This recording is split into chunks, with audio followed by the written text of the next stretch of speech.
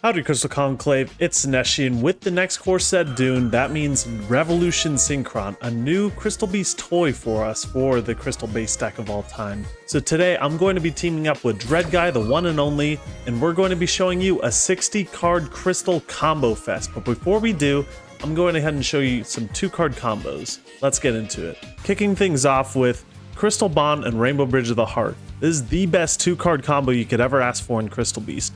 Let's walk through it. We're going to do Crystal Bond, Search Pegasus, Crystallized Zenith, Heart Effect, extra normal summon for our Sapphire Pegasus. We're not using a real normal summon yet. Zenith Effect, summon Ruby. This might seem a little bit familiar if you remember my, you'll see what it's all about. Awakening, dump Salvation, and then Salvation, search Magical Meltdown and advance Cobalt Eagle. So this is a little bit reminiscent of my Crystal Beast Invoke deck from a while back. And then Cobalt Eagle is actually going to allow us to full overdrive combo now, thanks to the power of the advanced Crystal Beasts.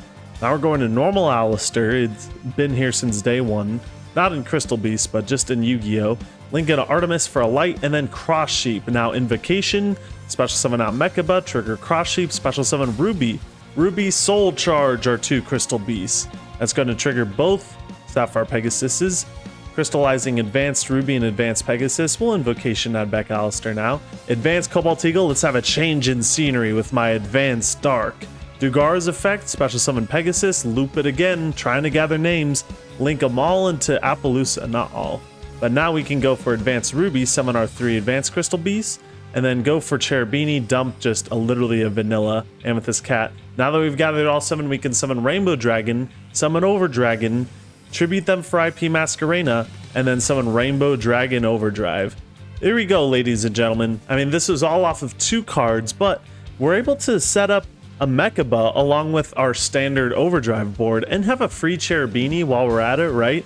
Heart giving us another normal summon for turn allows us to do stuff like this. And Awakening, dumping Salvation, searching any field spell allows us to do stuff like this.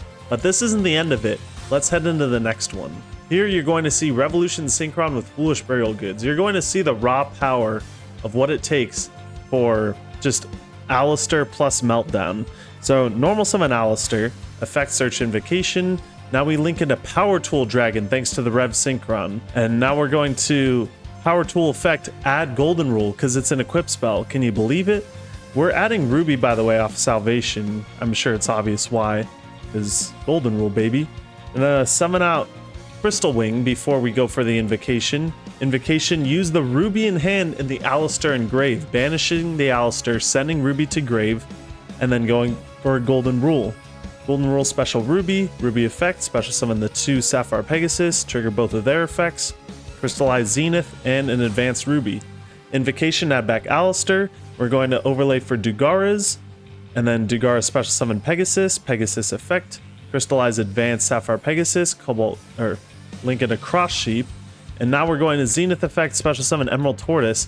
This is going to be a little bit over the top. All right, you guys aren't ready for this. Summon Cherubini, trigger Cross Sheep. Since Cross Sheep is pointing to Mechaba, we actually trigger it. It's fusion effect, which allows us to special summon Sapphire Pegasus from the grave. Kind of crazy, ain't it? Now, here's a couple options we could have here. We can link these off into Appaloosa, or we could just link these 2 off. Now we have 7 for Rainbow Dragon, by the way, so we could special Rainbow Dragon, link them all into Appaloosa, or we can go for a more varied board state because we already have 2 monster negates. So let's Cherubini, dump Amethyst Cat. Now we have 7 names. And then special summon that Rainbow Dragon. We're gonna opt to just do the 2 Mat Appo, special summon Over Dragon, link into Cross Sheep, and then Ruby, yeet itself and the other Advanced Crystal Beasts into the graveyard just so we could summon Rainbow Dragon Overdrive. And here it is again, IP, Appo, Mechaba, Overdrive, Crystal Wing.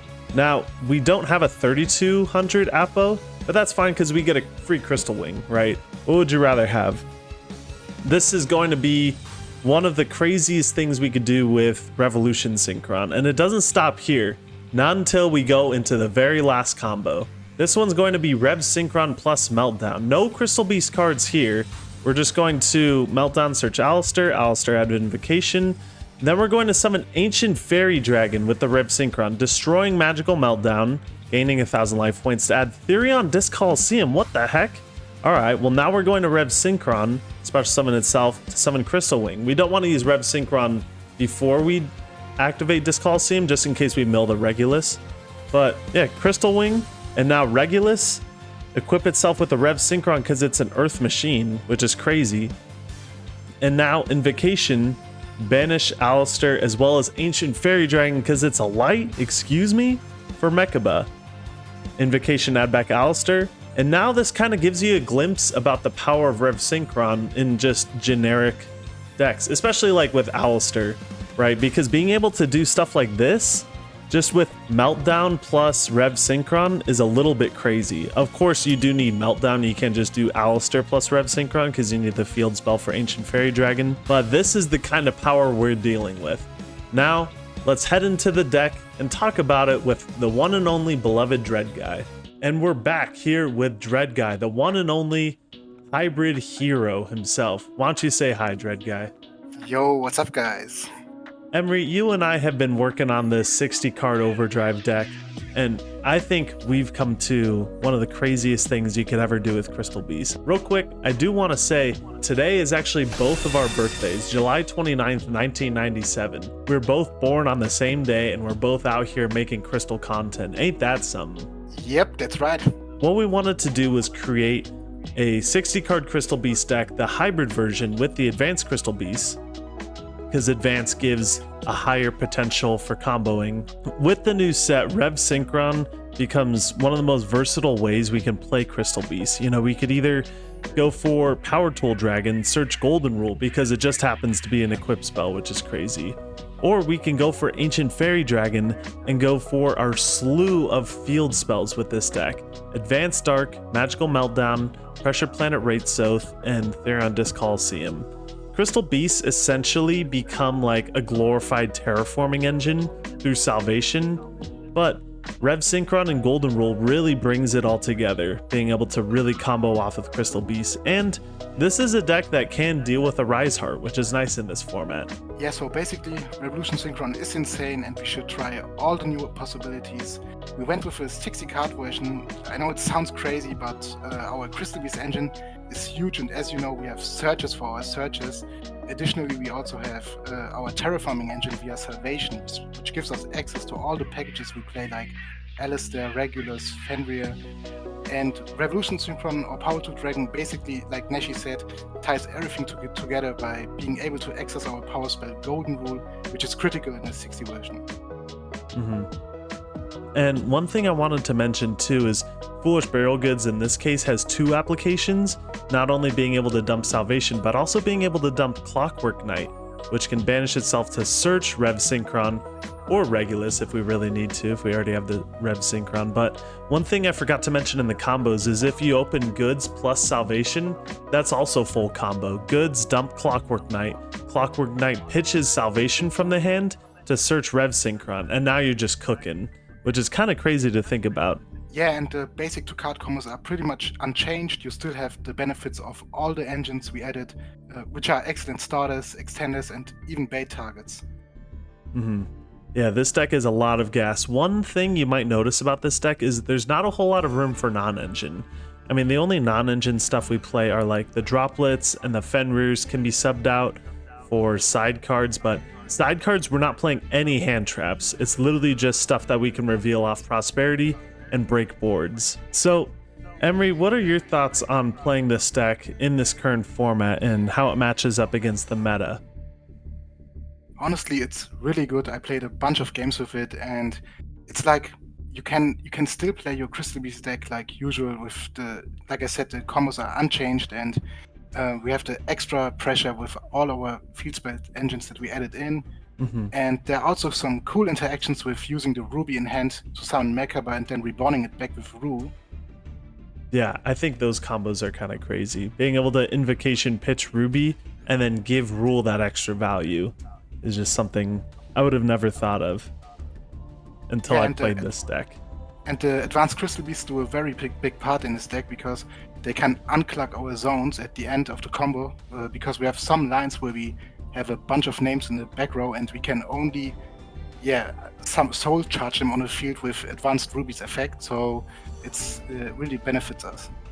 Yeah, and especially using the cross sheep lines at the beginning or the middle of our combos is kind of crucial for this deck to get off the ground.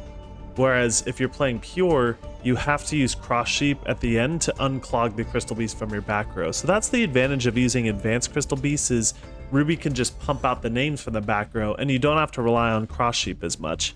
In fact, using cross sheep at the beginning and middle of the combo actually just helps out a lot more, which you mentioned. But for those of you who don't know, Advanced Crystal Beast can combo off of 2 monsters. Pegasus plus Crystal Bond is full combo thanks to Advanced Eagle, and Bond plus Advanced Eagle is full overdrive combo, which is awesome to think about too. Whereas if you're playing pure, Pegasus plus Bond is just Baguska Pass, right? Another advantage of this version is the fact that sometimes when you play the regular overdrive version, if you get interrupted in the middle of the combo, it's like you don't have any resources, or you can't put up anything that's really puts out pressure on your opponent, like Baguska and stuff, more than Baguska. And that's where the Revolution Synchron engine with Alistair, Fenrir and stuff gives you 3 extra bodies or interruptions. Like, for example, Meltdown on its own with Revolution Synchron can bait out so much stuff and gives you so many free negates, like Ancient Fairy Dragon searches Regulus, and you get the Merkaba, you get Crystal Wing, and you can put out so much pressure without even going for the overdrive line. You are not forced to go into the overdrive line. Sometimes you can still put out multiple Omni negates. Yeah, it's kind of crazy how much Meltdown plus Rev Synchron does on its own, which has me worried about the future of maybe Alistair with Rev Synchron. But stuff like, I love being able to play Crystal Wing and Crystal Beast. I think that's kind of neat that we get to do that. It's also nice to play Regulus in this version because right now it's really important to have an Omni negate to negate spell traps, because people are maining Book of Moons, Triple Tactics and stuff, and it's really good right now.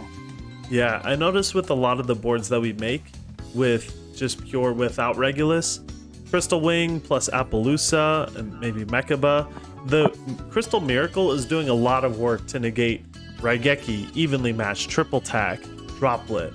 Whereas Regulus acts as another Omni negate, which is super nice. Crystal Miracle doesn't have to put the whole team on its back in order to stop certain things. Yeah, that's right. But the other advantage to playing Advanced in this deck, just why it works so well, is because of the field spell turbo that we're able to do. So Advanced Dark basically acting as our Crystal Beacon for Advanced Ruby. It gotta play Salvation, especially if you're playing 60 cards, you have very little chance of seeing it compared to 40.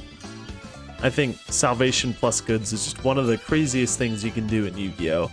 Imagine being able to add your 1-card starter plus any field spell that you want, which could also be a 1-card starter. I love the idea of Goods being able to toolbox out whatever field spell you need. You can go Meltdown if you need to start your combo, Advanced Dark if you want to extend through your combo, same with this Coliseum. Or you can go Wraith Soth and break boards with Fenrir. That's one thing I really like about playing Salvation with this deck.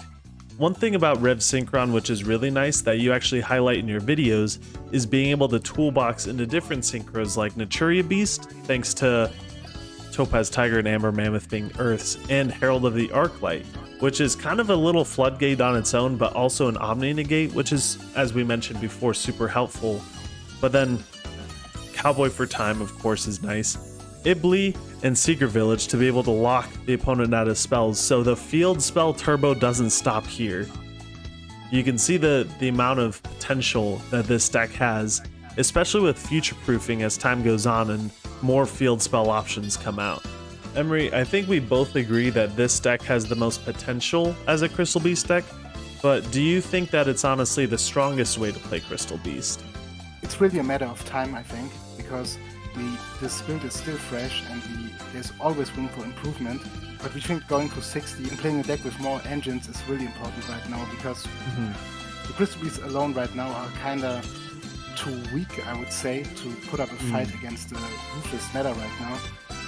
So it's really nice that we can really mimic decks like Vanadium, and we can even use the tools from invoked lists that use the same combo like us with ending on Regulus, Mechaba, and Crystal Wing. We still can, we literally do the same combos. Yeah. So all we're asking for you guys to do today is just give this deck a shot, because it truly does have the most potential, but we need you to help us figure out if it's the most effective, because with Golden Rule and with Rev Synchron, the sky's the limit on what we can do, and we're still figuring out what's the most effective way to play these both. So let's do this together, Conclave. What do you say?